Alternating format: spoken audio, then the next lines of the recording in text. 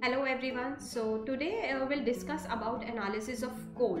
In the previous videos I have been discussing proximate and ultimate analysis, but today the video is made just to compare both of the analysis, because I thought now you know what do you mean by proximate analysis and ultimate analysis.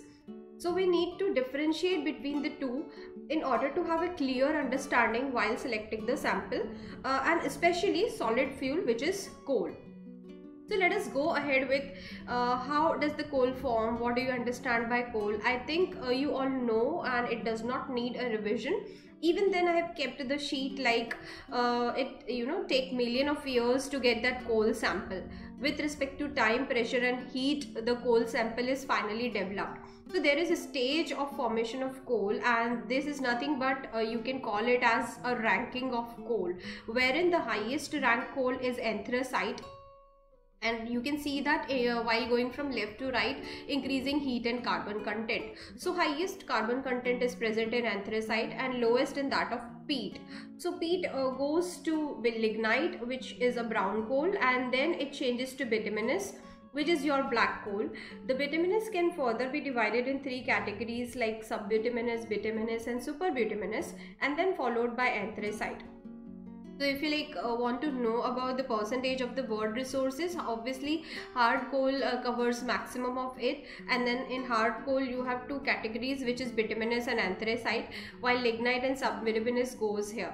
So there is they are low rank coal, and that obviously means that they have higher moisture content, in fact higher volatile matter content, or maybe higher ash content too, because that decreases the calorific value, and highest calorific value is of anthracite. So you may say that the highest rank coal is anthracite. But then if you are going to utilize a particular coal for a particular sample, let's say for an industry or for a work, you want a fuel and you want to select the fuel. So what is the method of selection is nothing but analysis of coal, because you need to compare those samples for the consumer and price fixation. Obviously you want to interpret the result with respect to its commercial classification, and whether you're going to properly utilize it or not, you're going to retrieve the calorific value from it or not, what would be the percentages of elements involved like carbon, hydrogen, nitrogen, oxygen, sulfur, etc. So basically this is the thing which is important. So analysis of coal is nothing but that method with the use of which you're going to segregate or select the best quality of the coal for your purpose. So let us go ahead with the analysis number 1, which is proximate analysis. This I have discussed in detail in my previous video. So this slide is just to remind you that while performing proximate analysis, we only target on finding out the percentage moisture of the coal, how much volatile matter is present in it, how much ash it is going to give after combustion, and what is the amount of fixed carbon present. So these four go in a sequential manner, and I hope you do remember that first you take your sample, which is nothing but W gram. Then you heat it around 100 degree for 1 hour. So first step is to find out moisture, and whatever sample you get is X gram. So there will be some loss in weight. So if you just get that loss in weight, divide by sample weight into 100, you will get your percentage moisture. So the next step is to find out the volatile matter. For that you will take this sample again, but you will heat it at around higher temperature for 5 to 7 minutes. You will again get a sample, and then whatever is the loss in weight, which is like X minus Y, is nothing but the amount of volatile matter present in the sample. So if you want to know the percentage, just divide it by sample weight, and then you will get the percentage of volatile matter. Now you continue to heat it again for around 750 degree, and you will get one more time the product. Obviously there will be loss in weight, but this time you want to know the percentage ash, and ash is whatever is left. So left is Z gram, and sample weight is obviously W gram. Multiply by 100 will give you percentage of ash. So this is how you calculate all of the three things. And then in order to find out the fixed carbon, what do is you take that 100 minus all plus approach. So moisture, volatile matter and ash you have to add and then subtract from 100. So that is why you call it as a fixed carbon, because it's almost like fixed. It is a theoretical carbon which you calculate using these methods. Now going to the ultimate analysis, I guess you have seen my earlier videos wherein I have disclosed all of the methods how to calculate carbon, hydrogen, nitrogen, oxygen, ash and sulfur. Now let us quickly revise one by one so that we can easily compare these two analysis. So to calculate the percentage carbon, the way the method we used was Liebig's apparatus. I hope you remember. Let me go to that slide. So this is Liebig's apparatus. You took your sample here and then obviously you have to weigh that sample again before going for combustion. This is the combustion chamber wherein you have to allow the combustion to take place. Carbon changes to CO2 and hydrogen changes to O2, like H2O, reacts with O2, right? So what you have to do is you to allow CO2 and H2 to go further. In first tube you will take anhydrous calcium chloride pre-weighed amount before absorption, and after absorption also you have to weigh. So there should be some increase in the weight. Let's say this is nothing but increase in the weight. Now anhydrous calcium chloride, as you remember, absorbs H2O. So that means this much H2O is formed. Similarly, the gas is allowed to pass through the next chamber where you put pre-weighed KOH, and after absorption also you have to weigh. Obviously there will be some increase in the weight because KOH absorbs CO2. So we thought that this Y-gram is proportional to the amount of CO2 formed, and that is how you calculate it, like C plus O2 forms CO2. So this is like 12 and this is 44. So you may say that 44 parts by weight of CO2 contains 12 carbon. So how much is that X part of CO2 or Y part of CO2? So 12 by 44 into X would be the amount of carbon present in the sample. To find out the percentage, you have to divide it by the sample weight and multiply it with 100. So this is what is written here. Increase in the weight of KOH, which is this, divide by sample weight, which is this, 12 by 44 into 100. Similarly, you will go with the percentage of hydrogen, 2 by 18, increase in the weight of CaCl2, weight of whole sample and 100. I guess you remember. For detail, you must see that video which is already posted. To find out percentage nitrogen, I hope you remember you have used Zeldel method. Again, the video is already posted, you can see there. What you have done here is you have taken the sample and you have dissolved it in the H2SO4 using these catalysts. Once it is dissolved, you took it as a Zeldel liquid and you kept it in the NaOH solution excess. Due to that, NH3 and water particle go up, and Na2SO4 which is formed is leave behind in the particular conical flask. You may call it as a round bottom flask. So the ammonia goes further, H2O condenses down back because of the Zeldel trap which is present here. So here when the NH3 comes here, it's in the vapor form, and then you need to use a condenser here in order to let the ammonia molecule, ammonia gases get absorbed in the acid, wherein you have to use a known volume of standard acid, and then you have to titrate it with a base, maybe KOH, in order to find out how much amount of acid is left. So if you have taken around 10 ml of the acid before absorption and then you found that 2 ml is left, that means obviously 8 ml is utilized in absorbing NH3. That means 8 ml NH3 is formed, and then that you have used in the calculation. In the sulfur estimation method, there were two methods, oxygen bomb and Eshka, but we preferred to select Eshka method, wherein you took the sample and obviously again you have to weigh that sample, but then you have to add a precipitating agent which is barium chloride, and you will get a precipitate of barium sulfate. Obviously you have to weigh this barium sulfate, and then with the help of that only, like that 233 parts by weight of barium sulfate contains 32 part of sulfur. So X part contain how much sulfur? Obviously 32 by 233 into X, and if you want to know the percentage, obviously divided by sample weight, multiply it with 100. This is how you got the sulfur. So oxygen, before calculating that, you calculated ash, but that method is not given in ultimate analysis. You have to use proximate only for the same. So just to revise, percentage of nitrogen, you said that you need a requirement. There is a requirement of normality, because we need to know how much amount of acid is used, but of what normality. So amount of volume also, and then sample weight multiply by 1.4, which was like 14 by 1000 into 100. So that's how it came 1.4. Percentage of sulfur, obviously 32 by 233 into weight of barium sulfate by sample weight into 100. And percentage of oxygen is adding them all and subtracting it from 100. Don't forget that C, H, S and N, carbon and hydrogen, you estimated using Liebig's method. sulfur you estimated using Eshka method, nitrogen you estimated using Zeldel method, and ash we estimated using proximate analysis. So normally we forget this particular component while calculating oxygen, but that would be then wrong. So please don't forget to calculate this ash component. Now coming to what is the basic difference between these two analyses. You all have seen the methods involved in it. So I think with the first point you can relate easily that it gives approximate values. Why does it give approximate values? Because I hope you remember that we need to heat it for certain temperature, and we need to maintain the time also, and we need to weigh it, and all of these steps include human error. So if like you heat it for 100 degrees, somebody is heating it for 110, somebody is heating it 105, that makes a difference.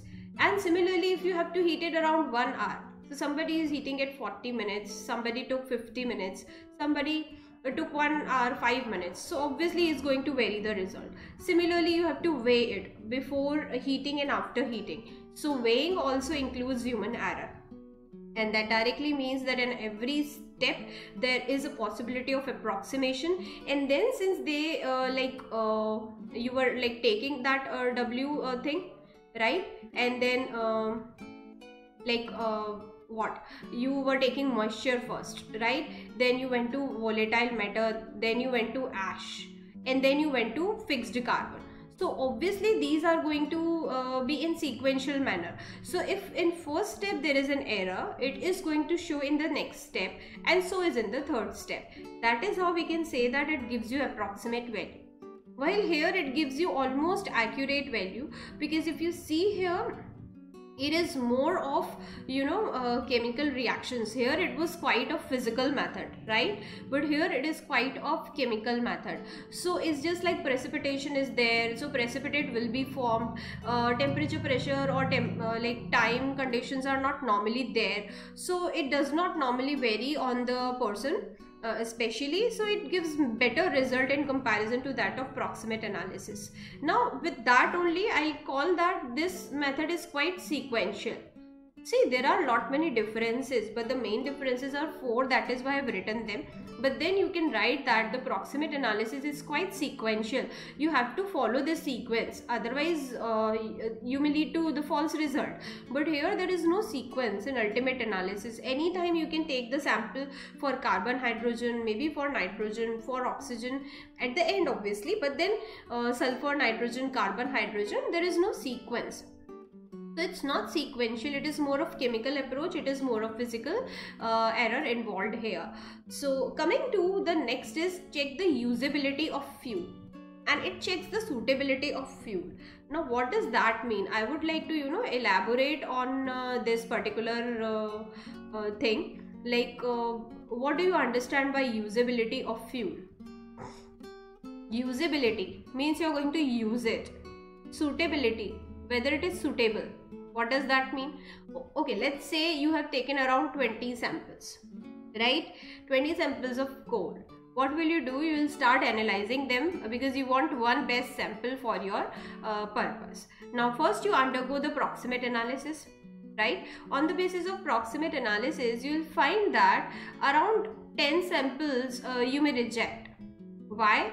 Because based on the proximate values, you found that the percentage moisture is more, maybe percentage volatile matter is more, or maybe ash is more, right? So when the carbon is less, or may these things are more, obviously that sample will not give me high calorific value. So what is the point of using that sample? So based on that you may reject around 10 samples. So that checks the usability of fuel. That means the 10 samples which you have selected are usable as a fuel, right? They all are usable as a fuel. They have good composition and you can use them as a fuel. So this checks the usability of fuel. While the second step is, now you take those 10 samples which were usable, and then you have to jot down your final one. So when you take your all 10 samples and you find their percentages of carbon, hydrogen, nitrogen, oxygen, sulfur, you will be able to select the best one, right? Based on Dulong's formula, you may calculate the calorific value. So when I know carbon, hydrogen or sulfur percentage in the fuel, I can use Dulong formula. I can get the calorific value, and when I found that this is the sample which is having highest calorific value, I can consider it as a best sample. That means this sample particularly suits my purpose. So the suitability of fuel lies here. Every of the 10 samples, remember all of those 10 samples were usable. You could have used them, right? It is usable as a fuel, it is good. But then what is best for your purpose? Because you might have some specifications that you want at least 9,000 calorific value, or maybe you want at least 95% carbon, or like that. So that specification you can only check using this ultimate analysis only, right? So now coming to the third point, it is empirical analysis. Empirical analysis, yes, because it does not give you approximate, like accurate result. So this is not a commercial term, but then you can call it as an empirical analysis, because here it is named as elemental analysis. It is named as elemental analysis because it determines the element percentages: carbon, hydrogen, nitrogen, sulfur, while here it is determination of almost this, right? And here also you may see that the fixed carbon is written here, while here the carbon is written, because here you call it as a theoretical carbon. That percentage actually varies with what you're getting as moisture, volatile matter, ash after removing those. So there's this kind of theoretical which is also going to vary. Well, this carbon is important, right? Because it is directly using Liebig's apparatus you're finding out. So I think with that you're able to understand that there is a clear-cut difference between proximate and ultimate analysis. However, we cannot say that ultimate analysis is better than the proximate analysis, because better word is always used when there is a comparison. So when moisture is you are not able to find moisture using ultimate analysis, you cannot say that the ultimate gave you better result. Similarly, volatile matter you cannot find here, nitrogen you cannot find in proximate. So they both have their own importance. Proximate also is important because we need to finalize whether the compound is usable or not, and ultimate also has its own importance. Yes, but you can compare them with respect to carbon, because that is what the common feature in both of the analysis. Now coming to just giving you a glimpse of how, if a proximate analysis and ultimate analysis is done of a same sample, how much variation is there. Now you can see the carbon here and you can see the carbon here. I said that here the carbon actually depends on other values, right? And that is why there is a difference, right? And rest all you cannot find out in the ultimate analysis, but you can compare the fixed carbon one, and then volatile matter, moisture, hydrogen, oxygen, etc, etc. So there is a difference when you use different analysis. Now let us check your understanding that if a single question is given, like entire fuel version I have used here. In fuel you have seen Dulong's formula, you have seen proximate analysis and ultimate analysis, and then there are alternate fuels also. So now if I club them, I have made this numerical by simply copying pasting the particular portion. So you may not find it in any book or maybe, but then this is how you have to test your understanding. So let us go ahead with, like, you have taken 1 gram of weight sample, because in industry when you're going to select it, you need to apply this knowledge. So let's say you have to select one coal sample for your industry. So what will you do? You will get all the results of the analysis and then you will interpret. So now the sample is burnt in combustion chamber and like this, and then KOH and CaCl2 values are given here.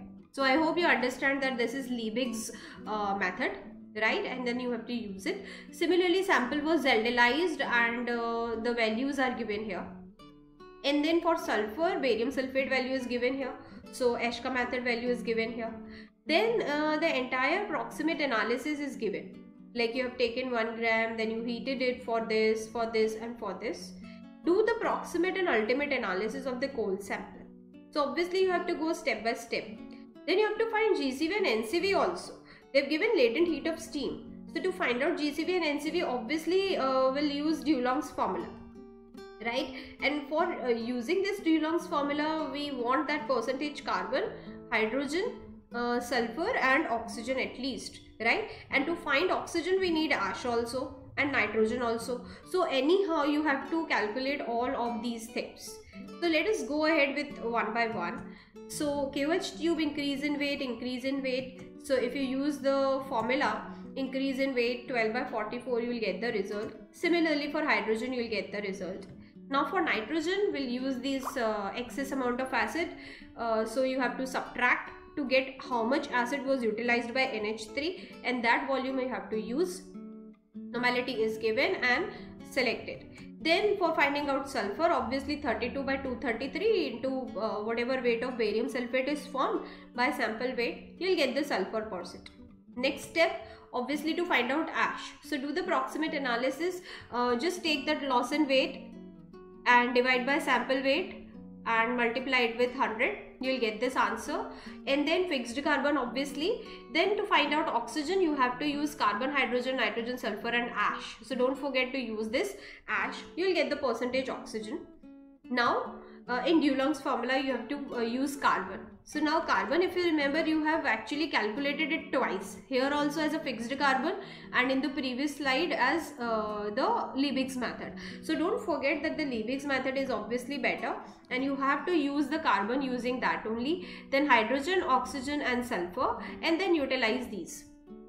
So I think with that you'll be able to understand the concept of proximate and ultimate well, and you are able to utilize your knowledge and infer it for your particular application. So at the end you need to mention all of the results, and then the last, it was asked that you have to suggest some alternative fuels. So you may suggest biodiesel, bioethanol and some other alternative fuels in comparison to that of conventional fuel. So with that I would like to take a leave. Thank you for listening and liking the video. Do subscribe the channel, just help me to grow, and just mention in the comment if you feel like. Thank you so much. In the next video I would be discussing flue gas analysis in detail. However, one video is already posted on my channel, but I would like to revise it and update it. So I'll post an updated version of flue gas analysis soon. Till then, bye bye, stay safe.